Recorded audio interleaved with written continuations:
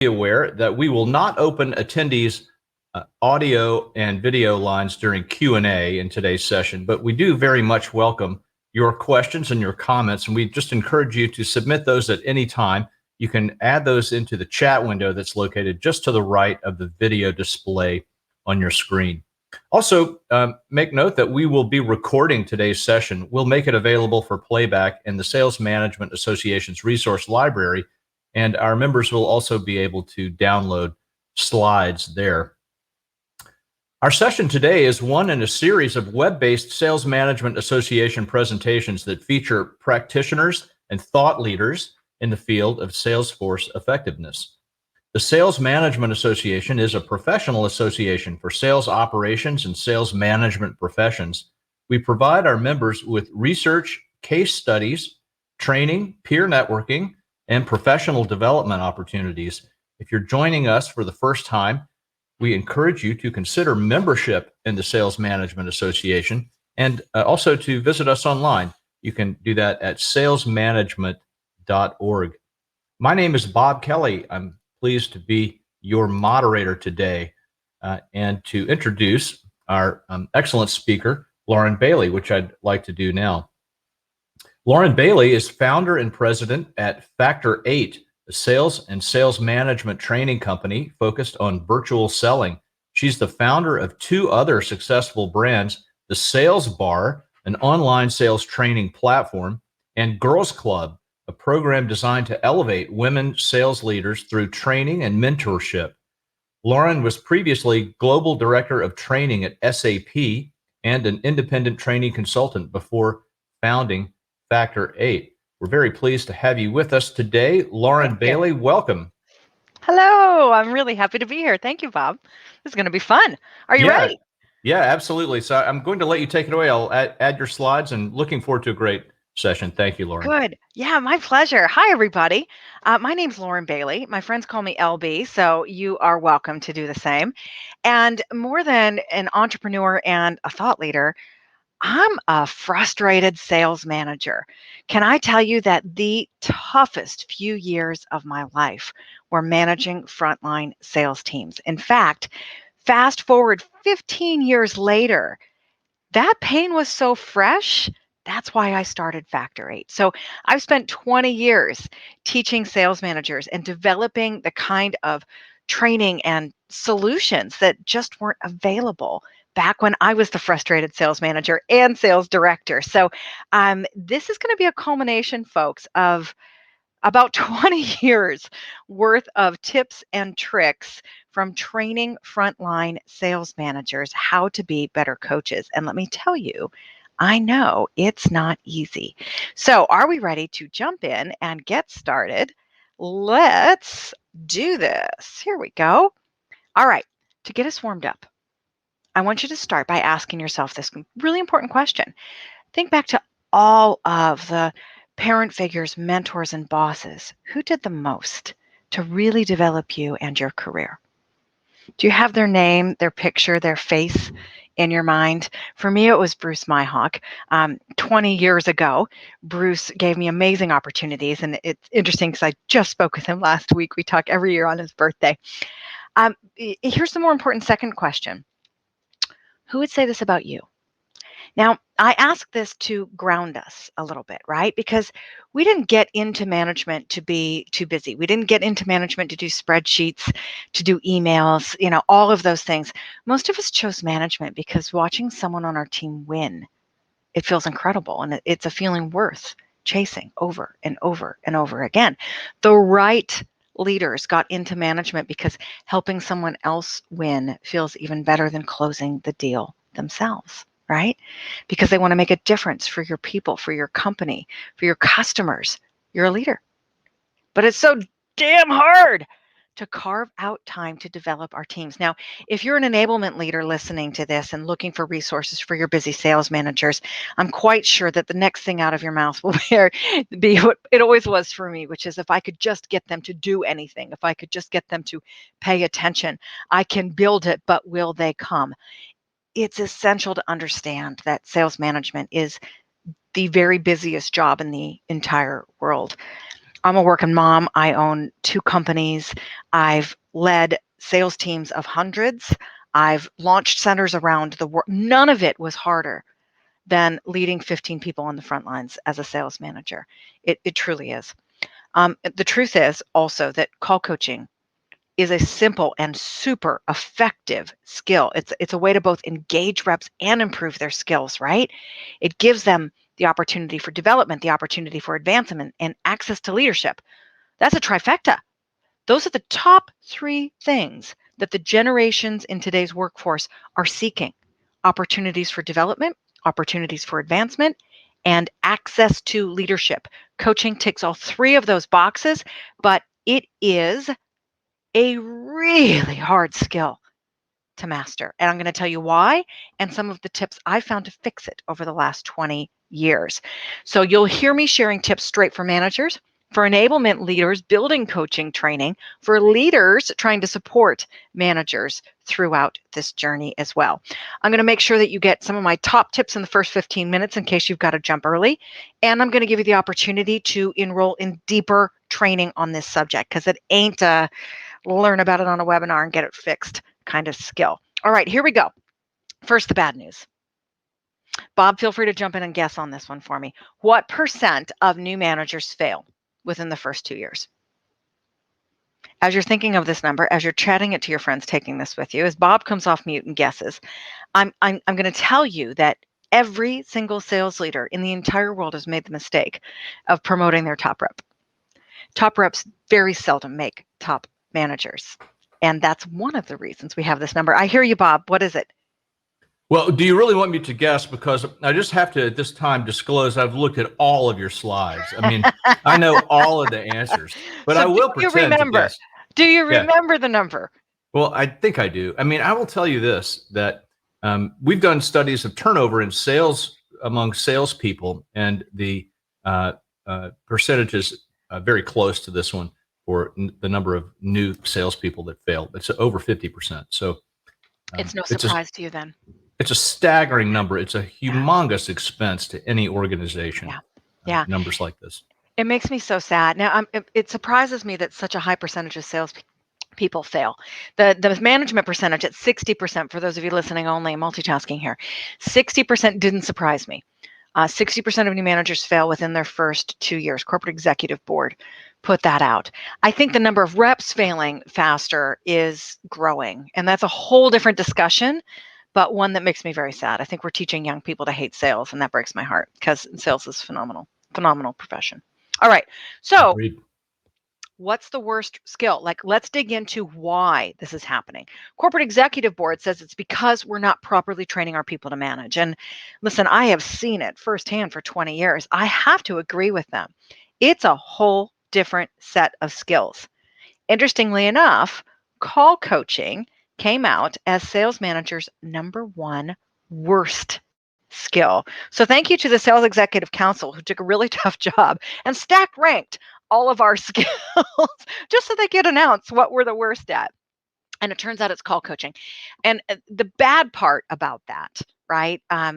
Besides us teaching reps to not love sales, right, is that our reps are voting with their employment. That's exact stat you just told us. More than 50% of reps are failing, and good call coaching can fix that. It truly can. Unfortunately, they're not just leaving companies, right? We've learned this over and over again, that people join companies and leave bosses. So what percent of employees say their boss is the reason they quit? Oh, this one's sad too. It's 50%, according to Gallup. We own this, you guys. They're leaving us.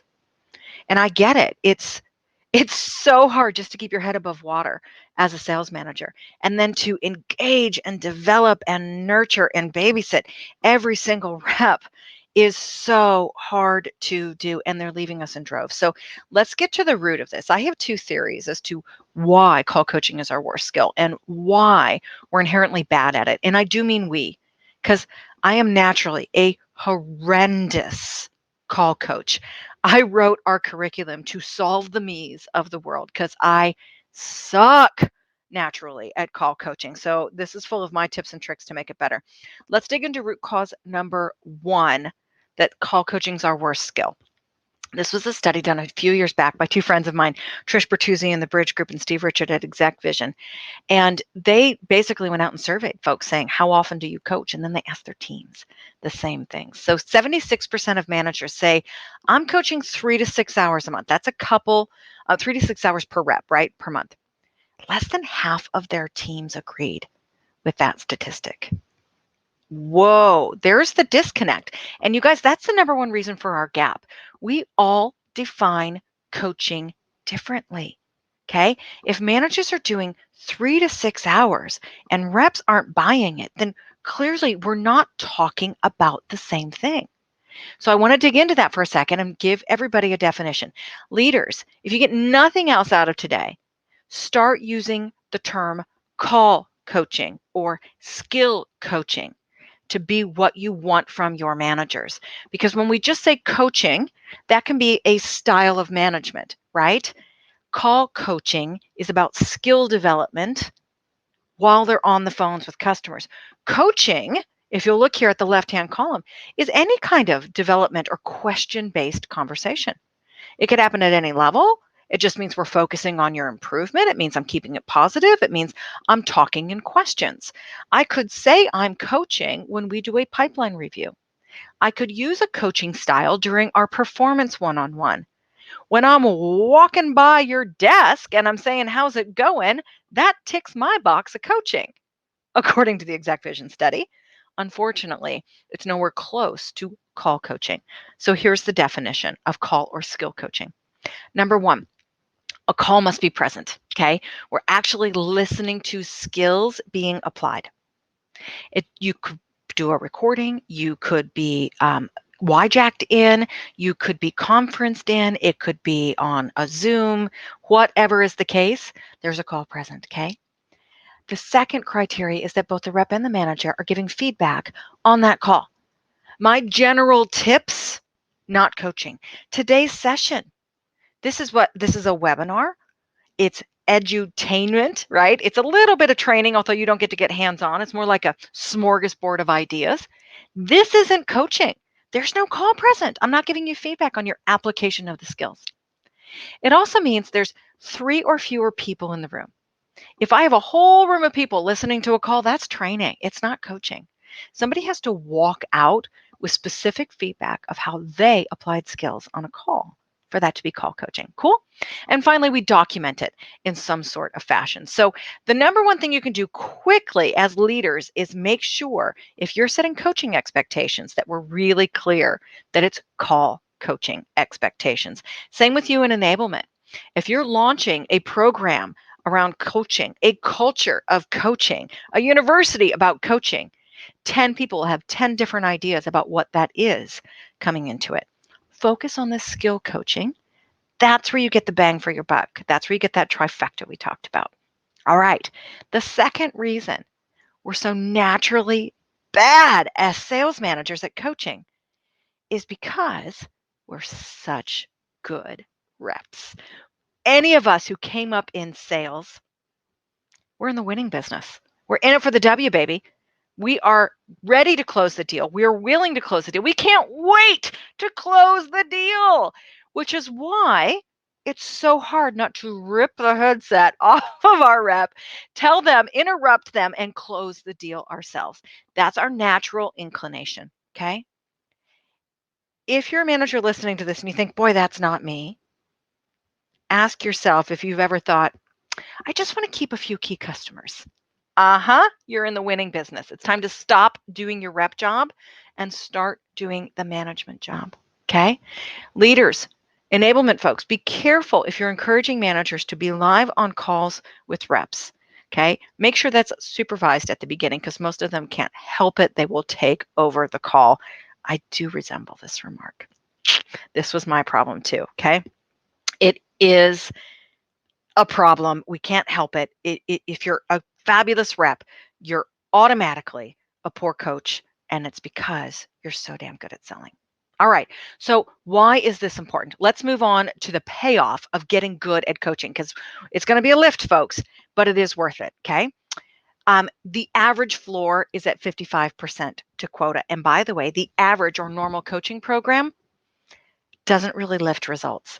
It comes out at 55% to quota. It takes a great coaching program to get that lift. And that is a lift from 55 to 85%. So what the Sales Executive Council is saying here is that companies that have a great coaching program, I will define it, I promise, they regularly see 85% to quota on their floors, where other people who have just sort of a normal ad hoc coaching program, and most of them are, everyone I've ever seen is, save one, we're going to land at about 55% to quota. So what makes it great? Enablement leaders, tune in.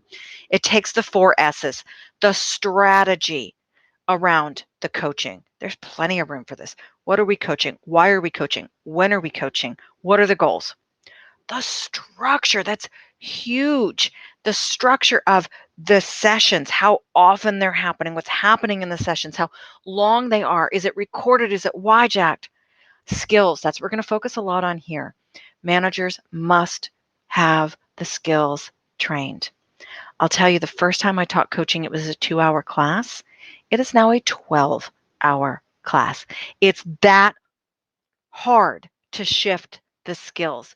Don't check that box. Don't think a book is going to do it. Don't think this webinar is going to do it. It takes dedicated time and practice moving those skills and shifting them. And finally, the systems to support it. Combine all of those together with great buy-in and leadership and support from the top, you will see the percent to quota increase. You'll also see rep engagement increase and rep attrition decrease. All right. So before we go into each one of these and really dive deeper into the skills, as promised, I'm going to give you my number 1 tip. I shared with you that I'm a horrible natural coach because I'm coaching for the win, right? I'm in it for the win. And there's my number 1 tip. Coach the rep, not the deal. As you go back and listen to your own coaching sessions, leaders, as you observe managers, and I sure hope you are, right? Hey, leaders, your managers used to observe rep calls. You need to observe managers coaching. That's how it rolls up, right? Are they trying to help the rep win the deal? Are they trying to help that rep love their job and show up a little better to work next time? Are they in it to engage that human being and help them love sales and improve their skills? Or are they in it to win that deal? My number 1 tip, folks, is that I always coach using recorded calls. Now, I will not join a call live to coach it because all I'm focused on is the W, not the rep whose skills need to get better. So if you got to drop, that's your number 1 takeaway. For the rest of us, we're going to have some fun learning about call coaching by focusing on what we call the Cochastrophies. Oh, there's so many ways we screw up call coaching. So I'm going to run through the top 6 that I see consistently in every single sales floor around the world. I'm telling you, it's the same worldwide. And then I'm going to give you a few strategies to beat them. Obviously, we don't have time to go deep. Can't practice these things together. It's a smorgasbord and an introduction to what you can dive into a little more deeply on your own. Are you ready to dive in? The number 1 first Cochastrophe that we see a lot is the Debbie Downer. Does anybody else remember this face from Saturday Night Live? Wah, wah. This means all we're doing is focusing on the improvement points. If every time you got together with your leader, she shared with you 5 things you were doing wrong, would you be excited for that meeting next time? It's pretty simple. Would the mentor who does this make that most influential list of who we thought about at the beginning? No, we've got to get away from focusing on the negative, okay? Really good coaching checks 2 boxes. It's a development opportunity. Let's improve their skills. And it's an engagement opportunity. Let's help them connect to us. Let's help them not hate their boss and leave, okay? This is an opportunity to build up a human being. This is an opportunity to encourage, to build some confidence. Totally switch your thinking and look at it this way. Your reps should leave your call coaching session feeling like a freaking superhero. Do you know when the very, very best call of the day is consistently? Right after a previously good call. When you get a win, you get a sale, you get a whatever it is, right? And you're feeling high, dial as often as you can immediately afterwards because that carries through. Our coaching session should do the very same thing. They should walk out feeling high and excited to get back on the phones. But what we're doing is showing them all the reasons they missed the deal. They lost it. Here's 5 things to fix. Wah, wah. I don't feel that way. So here's your rule of thumb, folks. Overdo this. I want 5 attaboys in your call coaching session and 1 improvement area. If you have to give 2 improvement areas, guess what? You're up to 10 attaboys.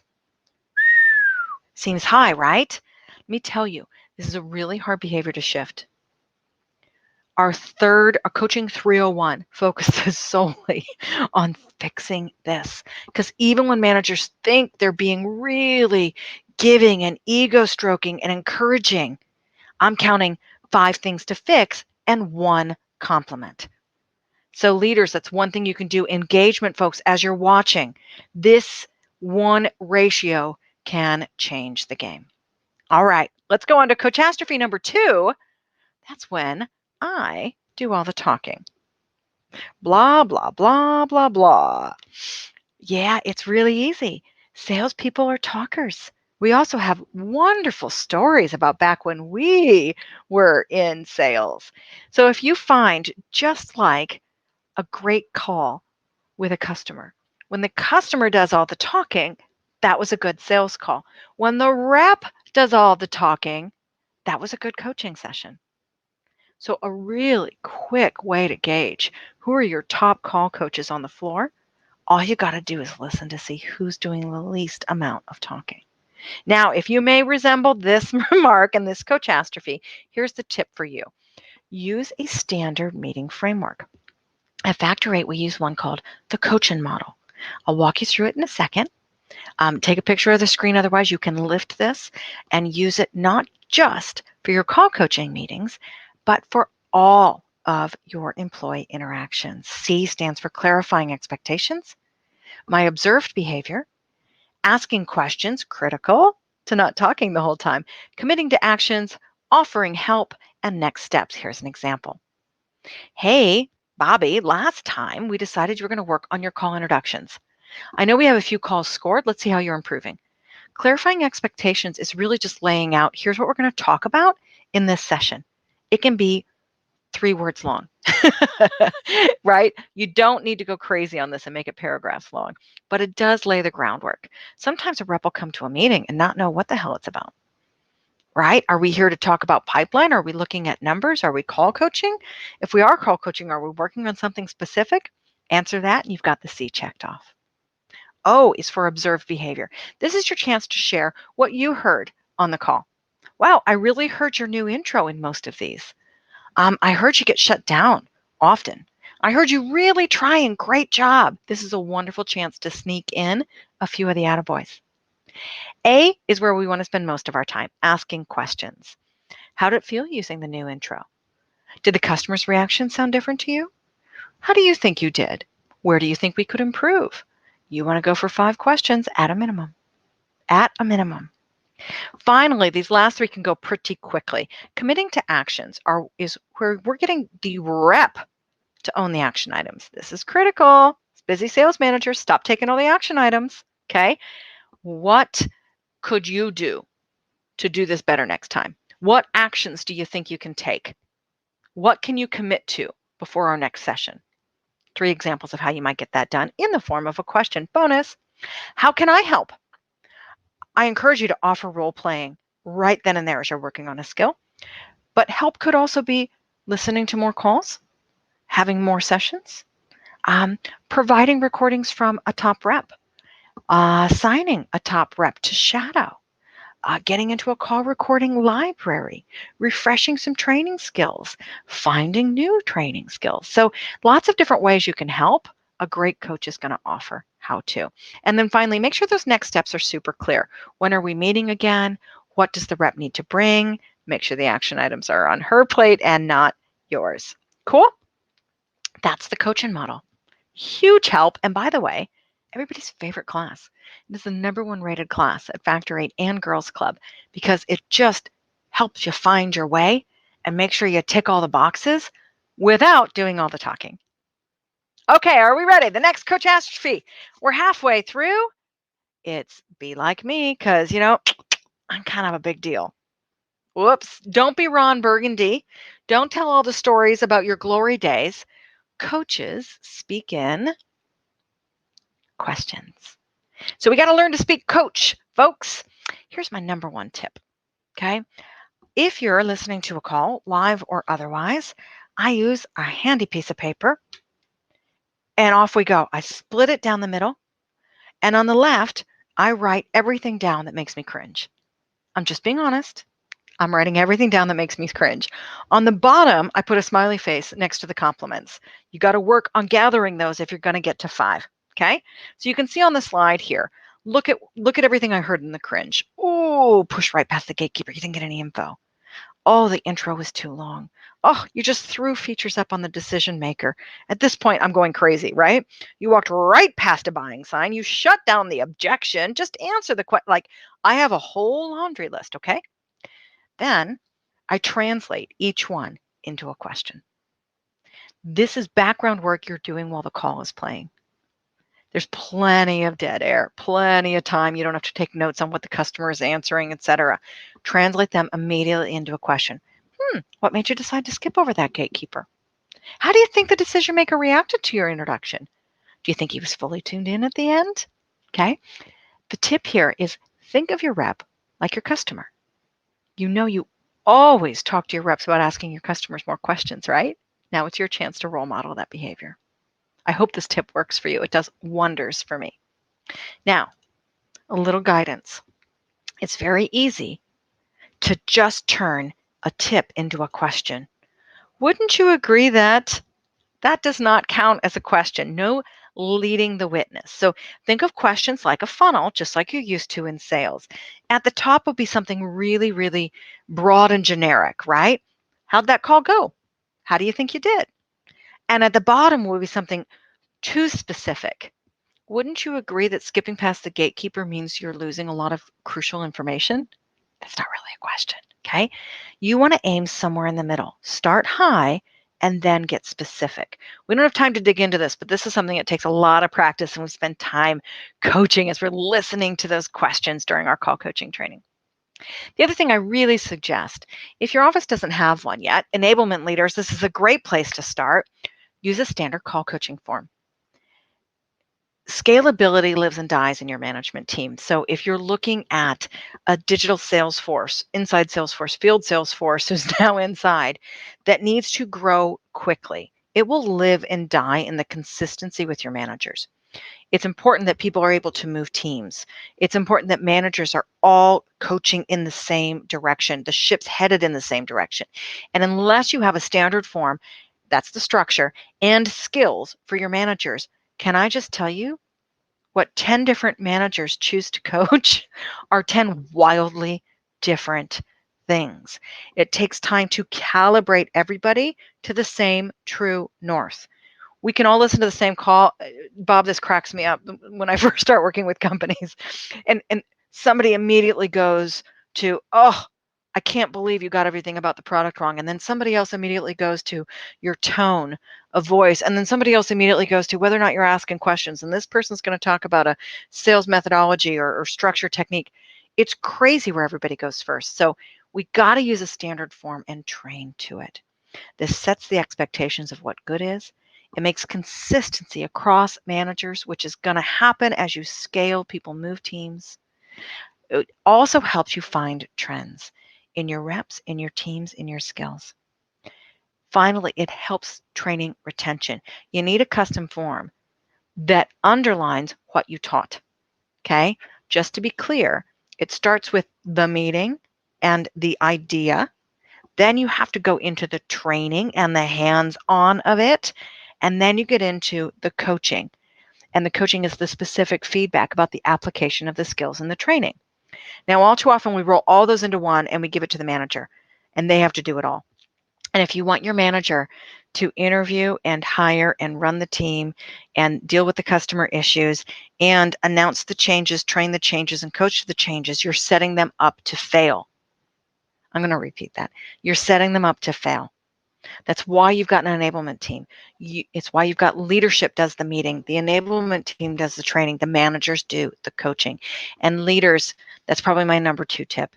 If you can scale down what you're putting on their plates and allow them time for coaching, you'll be shocked how much better it gets. All right. So let me step off that soapbox, please. And let's move on to our next catastrophe, the laundry list. I've alluded to this before. When you're taking notes all down the left side of your page and the next page and the next page and the next page of things you've got to fix on these calls, how do you decide which one to coach? And I did say one. Okay, you've translated them into questions. Then you've got to decide, here's where we're going to focus. How do you decide? Remember the 10 managers coaching 10 different things? I've got some rules of thumb for you. There's 4 different ways you could decide. One is you'll let the rep choose. 2, focus on what really prevented the sale. Okay, if there was a positive outcome here and we didn't get it, why? Let's start there, right? Because chances are that's going to get the biggest bang for the buck. Number 3, is there anything that killed this call? We had high engagement and then suddenly it started to go down. Focus there on the change. And finally, customer impression and brand impression. If that customer, will they take our next call? Do we have a chance to get back in and go for it? If not, why do you think that is? Focus there. Okay. Those are my 4 tips, but there's a number 1 really, really clear answer. And here it is. When the rep gives, it lives. If you decide, you'll watch it die. In other words, let your reps choose what they want to work on. You've got a laundry list of 10 things down the left-hand side. If they choose number 6, let number 6 rule. Cross everything else out and focus on questions around number 6. Unless it's ridiculously off base, let the rep choose. You have 2 times the chance that the rep will actually embrace it, work on it, and improve it than if you tell them what you want them to work on. Ooh, it's so hard to do. And it doesn't mean you can let them decide and you'll throw on 3 more, okay? The goal is 1 area of improvement per coaching session, and they pick what it is. Oh boy, the practice sitting on your hands and biting your tongue. It's okay if it bleeds. It's worth it, folks. Catastrophe number 5 is next, and this one is our root cause we talked about. No time to coach. There are a million fires demanding your sales manager's time. I'm telling you, it is the busiest job I ever had in my entire life, and I own 2 companies and have 2 young children. Whew. So the first thing we can do here is set a call coaching time goal. I'd like leadership to be involved with this, okay? Usually, we're going to arrive somewhere in here. If you're looking for 8 to 10 hours a month, that's the equivalent of 30 minutes a day. Okay. When somebody says, I want you to coach 50 hours a month, I hear this usually from leaders. What they mean is over 3 hours a day are going to be dedicated to skill coaching with their reps. I've never, ever seen this successfully executed, folks. We have to be realistic. Your managers have 8 hours of emails they could do, let alone the line at their desk or the blow up in their Slack chats of all the requests from their reps all day long. Now we've got escalated customers, calls that were being joined. It's just insane, not to mention the meetings with you, the meetings with their peers, the meetings with other departments, the reports that they're running. Okay, it's a stupid, busy job. And if you can get managers to carve out an hour a day, you're doing great. Start here. Now, how do you make the most out of this? Strategic coaching. Folks, not all reps are created equal, and they should not be coached equally. This is where I decide if we're going to be friends or not, or you decide if we're going to be friends or not, because it's a little controversial. Most places will employ their coaches on their C and D reps. Let's help those squeaky wheels before they fail out. And it's wrong. Straight up wrong. Here's why. Imagine that your team falls on a normal curve. All do. Okay, especially, right? It's a mathematical fact if you remember this back in your statistics classes in college. So this is called the normal curve, and any large group will eventually come to this shape. Your A players who are consistently over quota fall in a very small percentage on the right-hand side. And your D players who are consistently under quota, probably lack some skill and will, again, a small percentage. The bulk of your team will be B and C players. Now, B are usually at quota consistently, just not above. C hit sometimes and miss sometimes. If you've been in management more than a minute, you know that you make your number every single month on the backs of your B players. I've also run the models myself. The biggest gain you can get is moving your Bs to As. Okay? It is because of where they sit in their quota attainment. It is because of the number of them on your team. If you focus the exact same amount of time that is finite every month on C players versus B players, you will come ahead every time on your B players. If you try to split it evenly between all of them versus really focusing on your Bs, you will come ahead with your Bs. Let me know if you need to see the numbers. Trust me on this one. It makes a difference. Now there's another number up there. It's an N. That stands for your newbies. We don't know if they're A, B, Cs, or Ds. Their quota might look like Ds, but it's not fair to treat them like Ds. Newbies need the most amount of time and nurturing equal to your Bs. Cool? Now, does that mean that As don't get any? Absolutely not. It's just less. Does that mean the Ds don't get any? Absolutely not. It's just less or different. So here are some tips on how you go about this. Start by ranking your team. Don't share it with them. Then split it out and schedule your Bs first. Here we go. Look at your month. I'm trying to fit an entire huge class into like 2 slides here, so bear with me. Schedule your middle 2 weeks first. The beginning of the month, you're setting expectations. The end of the period, you're trying to close deals. Most of your coaching will happen mid-month. Cool? Now, schedule them in priority order. Schedule your Bs and then your Ns, then your As, then your Cs, then your Ds. Good? Let your reps know ahead of time what you're doing. Work on a convenient time and get it on the calendar. Make a commitment to this, please. Also, be careful not to overschedule, folks. When we get really excited about this, we decide, yes, I'm going to coach 4 hours a day, and then none of it happens. You got to have at least 4 hours a day that aren't in meetings.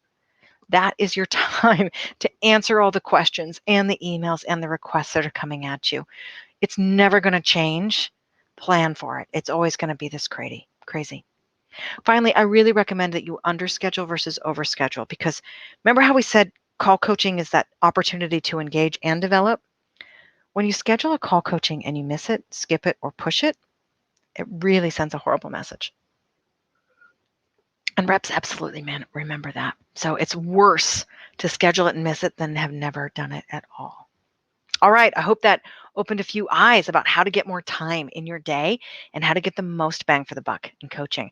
A few more tips to protect that coaching time, because folks, that's what it is. Scheduling it is not even half the battle. It's protecting it. When you've got a coaching coming up with Mary and Bob rushes in with a deal that needs to close, you're saying no to Bob.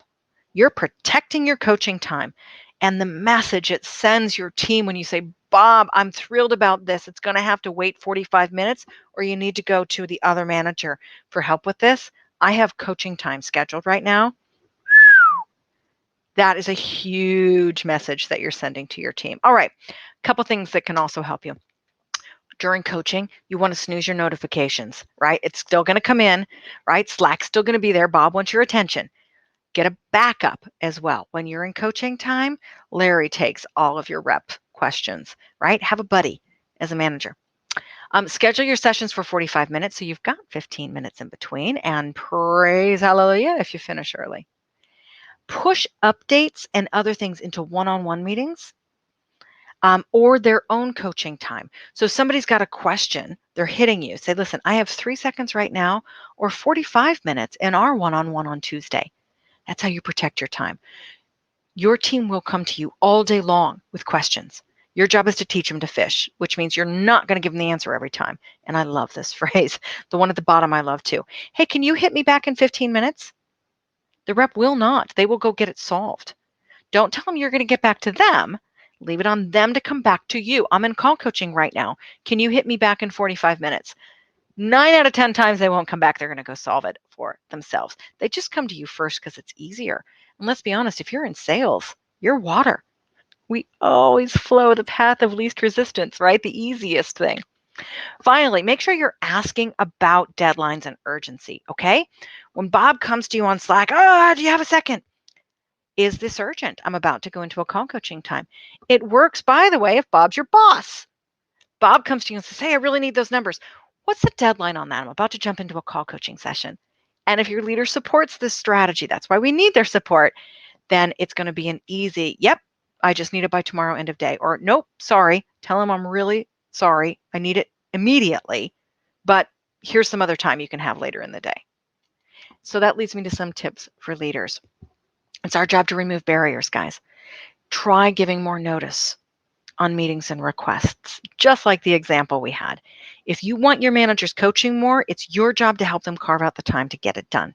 Okay? If you give a manager a task and he doesn't ask you for the deadline or the urgency, bust him. Also, invest in those tools. Oh my goodness, if you don't have call recording, you're making their job 10 times harder and you're just guaranteeing they're never going to get the coaching done. Okay? Chorus, Gong, Exec Vision are fantastic for conversational intelligence. When you get to dashboarding and note taking, Ambition and Level 11 are fantastic as well. Skills, Sales Management Association, American Association of Inside Sales Professionals, my own company, we all offer skill training. Okay? Also, leaders, make sure you're talking about skill gap trends. Okay? When you're meeting with your managers, what are the top 3 or 4 issues that you're hearing in call coaching? You should ask that every time. Then we're packaging that for enablement. Move that off their plates and into training. Enablement leaders, you can do the same. Get those questions asked. Attend yourself in a sales leadership meeting and ask for these top trends so you know what to build training on and you're really partnering them with your sales leaders. Finally, leaders, I encourage you to set expectations for coaching time. This is part of the strategy. As a team, we will devote 30% of our time to developing our people, no matter what. I expect you will coach 2 hours every single day, right? Or 20 hours every single month, whatever that is. Set the expectations and then follow up on it, and you'll watch things shift. We have one last catastrophe. Are we ready? It's the hamster wheel. Ever feel like you're working with somebody on a skill and you keep working on the same skill over and over and over again? Now, when you've got a really great tool like the ones we just talked about, it's going to help prevent that. If you don't have the tool yet, go old school, baby. We use something called a WINS form. It stands for What I Need to Succeed. It looks like this. I'm happy to send it to you if you ask. Here's my name. Here's the strengths. Here's the improvement areas. Here's what I've committed to. Here's when we're going to follow up. And we sign it. It's just an extra level of commitment. Now I've got a record. When you show up for coaching in 2 weeks or 2 months, I see we were working on gatekeeper skills. Let's jump right in. Oh, what a difference. I love the dashboards. I mean, you can make custom dashboards in Ascent Cloud Level 11 and Ambition where you're tracking call coaching forms and those scores over time for the trend analysis. Oh, I think that's fantastic. Whatever you use, an email, a paper, or a tool, make sure the rep owns it. Again, one less thing on your plate. The rep fills this out, not you. Okay? You need to walk out with no action items. They need to own these and send you a copy. I'm going to wrap up with a couple virtual call coaching tips because that is our world right now, and it sure can be tough. Number one thing I'm going to tell you is we have to schedule it. It used to be so much easier to kind of do that drive-by coaching. I used to put my chair in the middle of the aisle. And then when I would hear somebody connect, I would just roll over and work with them. Half the time, I wasn't even jacked in. Because once you've heard about 3,000 customer calls, you know exactly what they're saying, right? But you can't do that now.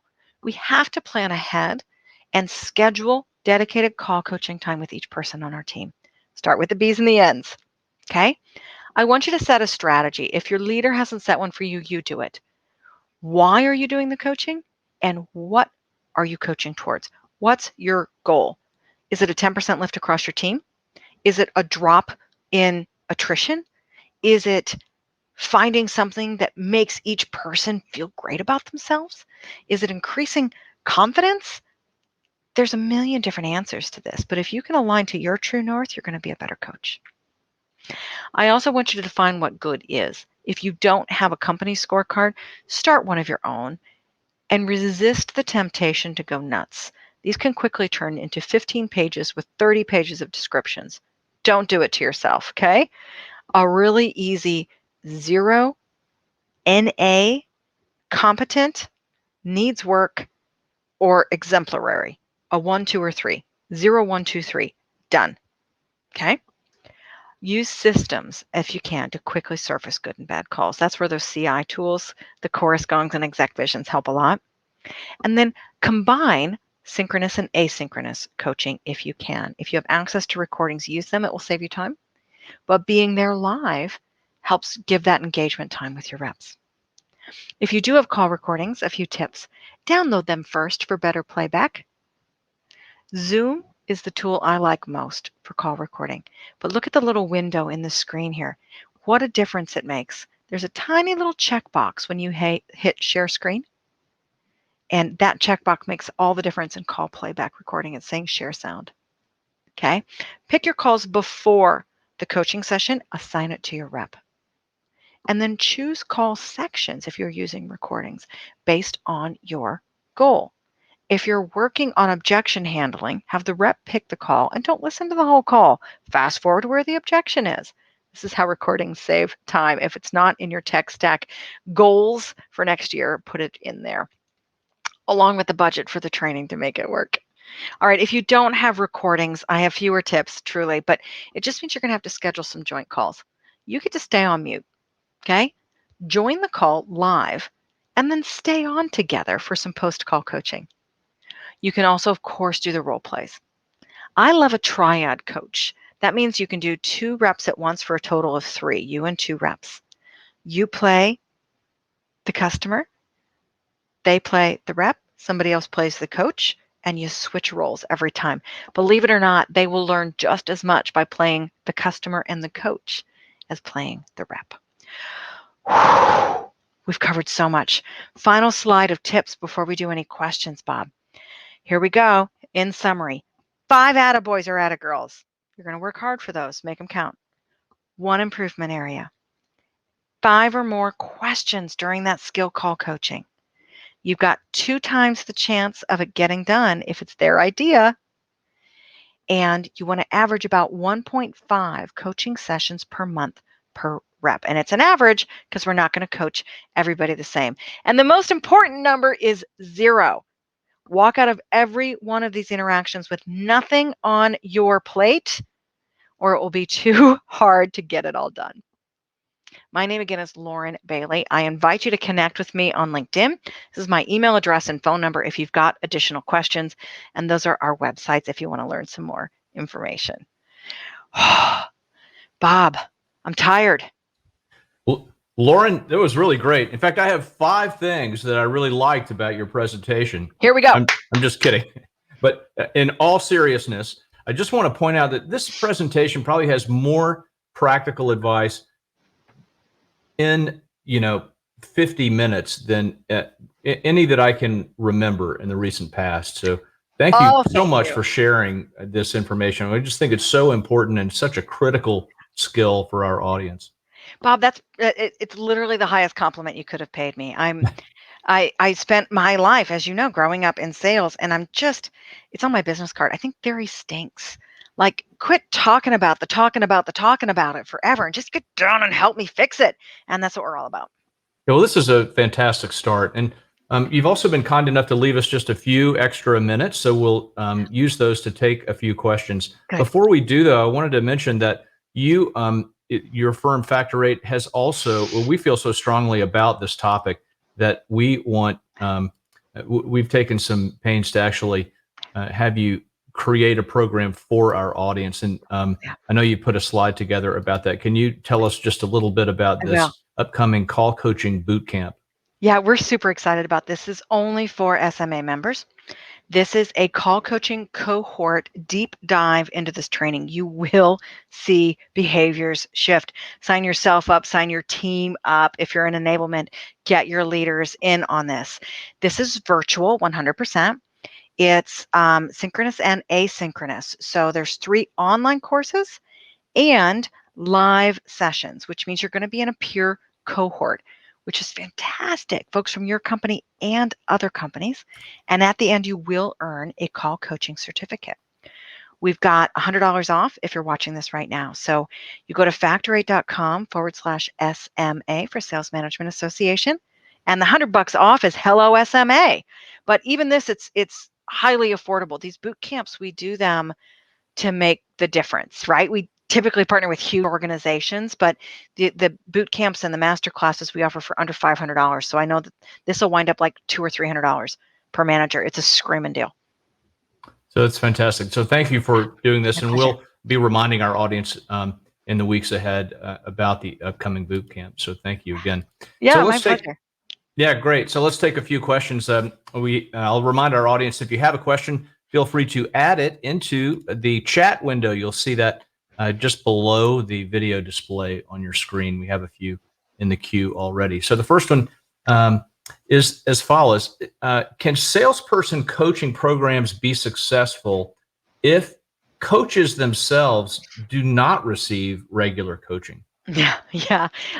The answer is yes, because that's all of them.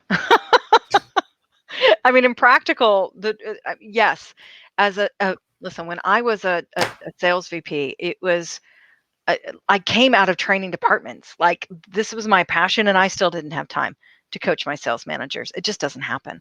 We can say how much we want it to, but the best you're going to get from most sales leaders is setting some goals, setting some strategies, and asking questions about it afterwards. If you find a sales leader in there actually coaching managers on how to be better coaches, you have found yourself a freaking unicorn, and I'd like their name and address so I could send a gift. It is absolutely possible. Decide it needs to happen and make it happen. Well, it's a recklessly candid answer. I mean, I am recklessly everything, candid as a yeah, rule. everything I've ever seen leads me to agree with you. But let's distill your very honest answer down to an insight, which is for those organizations who do provide it, you've got an enormous opportunity to increase the value of coaching across the whole organization. Not to mention to make better sales managers. So it's a important thing I think more companies should pay attention to. Oh, and if they could do it, what a difference it would make. Enablement folks and sales leaders. My tip is this: get a sales leader to drop in to 3 call coaching sessions in the next month. They don't even have to stay for the whole thing. But the fact they ask their managers when the call coaching is happening, get the dial-in information, and show up to 1 or 2 of them for a total of 15 minutes, you're going to see everybody's attention go up and quality go up as well. Yeah, indeed. Next question is about peer coaching. Can you provide more ideas about how to leverage or manage this idea of peer coaching? You did present some pretty cool ideas. Maybe it'd be good to revisit those, including the triad and some other things. Yeah, absolutely. In fact, the first place I recommend peer coaching is with your D reps. Okay. Folks are usually at the bottom of the barrel, not just for a skill issue, but for a will issue. And frankly, your time is too valuable to spend all of it on the players who aren't going to give up their own time. So I usually put Ds into groups and assign an A player to coach them. It's great practice for them. It's peer coaching at its best. It also saves you time. So again, recklessly candid and honest answer. Another place for peer coaching, of course, is in role plays and triad coaching. I would then suggest that you look for volunteers on your team for peer coaching. And here's why. Boy, there's just no way to say this, but candidly honest, and you're going to get a if you thought I was recklessly candid before, this is going to prove the point. Most really great reps are horrible coaches. We talked about that before, right? Because we're in it for the win. But it's also because to the great ones, it's an art, not a science. So they have a lot of trouble teaching it. You may assign a top rep to coach, and they may make it worse because they can't. They're just not good at it. They also maybe really don't want to because they're in the winning business and the commission business, not in the coaching business. the ones I find to be fantastic coaches are usually B and C players who are interested in moving up into management.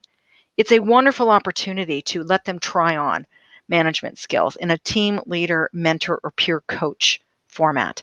And if they love it, and if they're decent at it, it's a great clue that you have a good future manager. So Yeah. I would use your A players and your B players. I would use your volunteers and hopeful managers in future. I would do this for all different levels of rep. All of the coaching shouldn't just come from you. So it's okay if your A players are being peer coached by your B players and your D players by your A players. Mixed up. That's terrific. Well, thank you so much, Lauren. We're running out of time. I'll cut us off at this point. I'm disappointed to do so. Really terrific presentation. We appreciate your insight and your time today, joining us from London. So gracious of you, and such a valuable session. Thank you. My pleasure. I'm really grateful to be here, and I encourage all of you to keep attending these events with the SMA. Oh boy, Bob, if I had found your association back in my day, I'd have been thrilled. So thank you for what you do and making this available to everyone. Well, kind words. We appreciate those. And before we let our audience go, I'll remind everyone that our next Sales Management Association presentation is coming up next week. At that time, we'll host a session on revenue operations, cutting through the hype. It's the first of actually a two-part series on RevOps. And you can learn more about that session on our website at salesmanagement.org. I'm Bob Kelly, Sales Management Association Chairman. Thanks again for your time and attention today. Goodbye until next time.